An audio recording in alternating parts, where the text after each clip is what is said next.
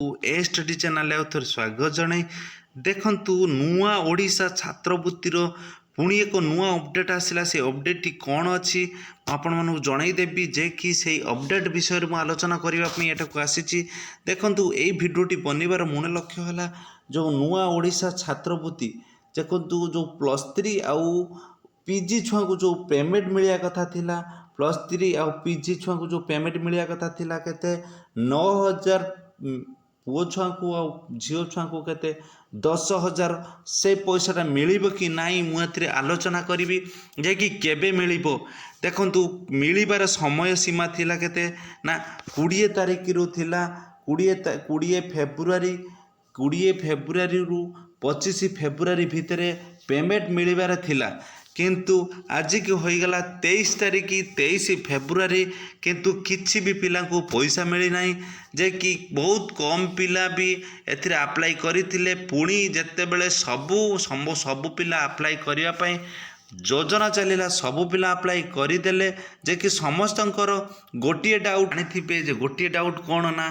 पैसा आसीबो कि नहीं समस्तंक पिलारे मनर डाउट अच्छी जे कि पैसा आसीबो कि नहीं समस्ते एटा को जानी सारी पेमेंट मिलिबो कि नहीं जे कि सबु पिला मने खुश कर देइचंती जे कि आमर पेमेंट मिल जिवो जे कि आमे ऐसा करिमु जे मोबाइल टा आनिमु कि शर्ट पैंट आनिमु एया भाबी देइचंती जे कि जदि का पेमेंट न आसीबो तांको मनरे गुटे बम फुटिबो जे कि पेमेंट कहीं आसिलानी पेमेंट डेट थिला केते तारिख ना फेब्रुआरी 20 रु फेब्रुआरी 25 पर्यंत तार डेट थिला पेमेंट आसीबार आज की 22 तारिख हो गला किसी भी तार सुराग आसिलानी जे कि पेमेंट केबे कोन आसीबो पेमेंट केबे कोन आसीबो किंबा डेट एक्सटेंशन हबो जो नुआ ओडिसा रो जो स्टेट स्कॉलरशिप जो नुआ छात्रवृत्ति बाहर थिला नुआ ओडिसा रो से छात्रवृत्ति रो जो पेमेंट आसीबार डेट फेलुअर जदि का होई जिवो समस्त मनर डाउट बम फुटिबो से बम फुटिबा पूर्वरु जे कि ओडिशा गवर्नमेंट जदि का पैसा पेमेंट करदेला ताने बहुत खुशीर कथा जे कि समस्ते खुशीर आचंबित हो जिबे कॉलेज छुआ जो पीजी आउ +3 पीजी आउ +3 छुआ बहुत खुशी हो जिबे जल्दी आसी भिडियोटी जल्दी देखी दिंतु केबे कौन पैसा आसीबो आउ समस्तंकर गोटे डाउट जे कि आमर आपे आपे जे कि स्टेट स्कॉलरशिप अप्रूवल हो जाउची केमिति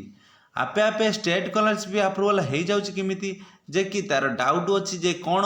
ना सबू स्कॉलरशिप ऑनलाइन एप्लिकेशन भरा हुए जे कि ए स्कॉलरशिपटा ऑनलाइन एप्लिकेशन नुहे जे कि एटा